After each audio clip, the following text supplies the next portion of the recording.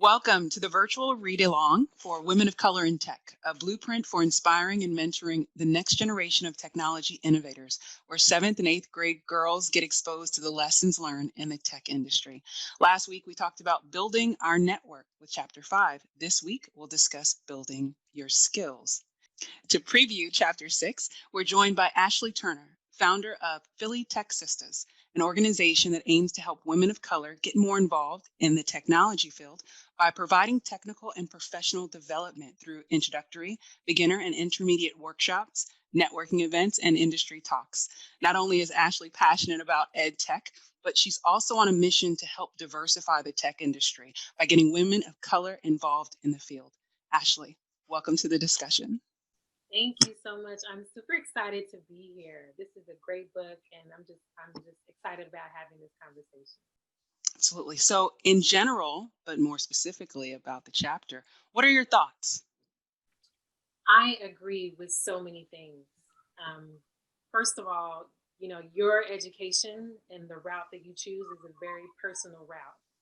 And I would like to advocate for there is no one right way.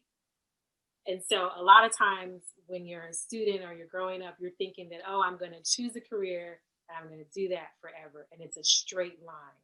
And it doesn't look like that at all in real life. Your career path is often very windy. And so you could take different roads, but eventually if you listen to, what you're really interested in, you always end up in the right spot. And if for some reason that you don't, you could just take a different path. And so this kind of spelled that out. Like there are several different opportunities that you could take. And here's things to consider when you're making those choices. So I love the way it mapped out. Basically, think about these pros and cons in any of these choices. So Susanne, as the author, what do you want readers to take away from Chapter 6? I'd like them to really think about not only, what their interests are, but what are the best ways to get that skill. And it doesn't necessarily mean that you have to go out, get a 4-year degree and spend, $100,000, $200,000, dollars, and sometimes be in considerable debt.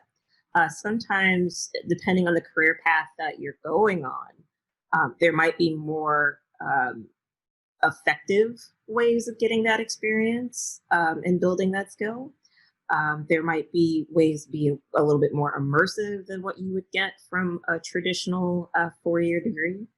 You may not necessarily have to go to graduate school if you already have, a traditional undergraduate degree. It may just be an issue of getting some experience under your belt, however that you can get it. So just thinking a little bit more broadly about how you acquire skill and thinking about what it is you're trying to accomplish, what you know that you can take on, not what society is telling you that you have to do, but you know yourself enough to know, like, I don't want to go back to school. I don't want to spend the money. And just thinking about that a little bit more deeply. Yeah, touching on what the both of you had mentioned, I think, I learned, and what I hope our readers had also learned, is that there are so many options for building professional technical skills. And I think, especially as someone who, and I guess all of us, we're all raised in our own backgrounds and are maybe only really exposed to one way of pursuing a certain, skill set or, gaining that level of, professionality. It's cool to actually have all of these different options presented.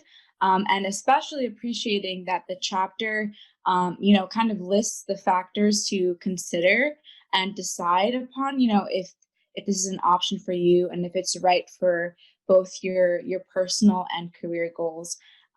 That's definitely something that I think, all of those, things to consider are, so well threaded throughout the book. And it's nice to kind of see that continuation with that in this week's chapter as well. I think another thing that I had also noticed was the connections to the previous chapter with building the network, and how some of these skill building options can also help you grow and develop network. So kind of seeing the significance in, you know, with chapter to chapter and combining the different like skill sets and aspects you need to consider, you know, into one when you're looking deeper into that. And, you know, also, you know, learning more about you, Ms. Turner, I think you know, starting to realize you're like the perfect guest for this chapter, because the work that you do, again, is so well-rounded and touching upon, like, as you said, the soft skills, the hard skills, leadership.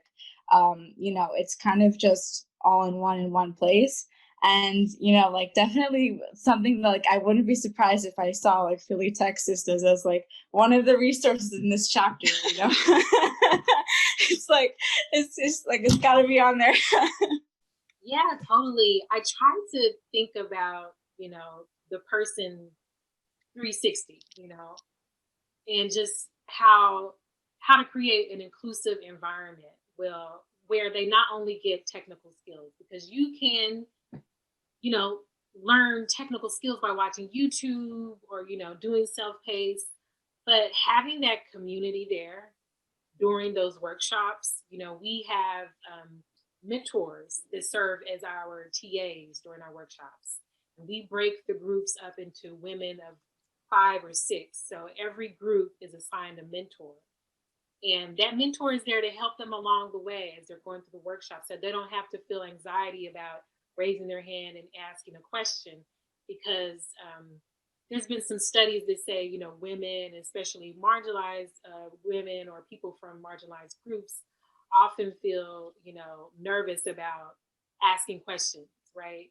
Or in front of a crowd. So we created that small group, so they have someone there, you know, that is right there, you know, shoulder to shoulder. They could just lean over to their neighbor and ask a question. So, you know, we're trying to create a sense of community during our workshops that hopefully will continue on after the event, right? So hopefully that mentor will serve, you know, a purpose for them to reach out to when they're trying things on their own, because there's only so much that you can learn, you know, in a couple hours, right? So we just try to really instill that community environment.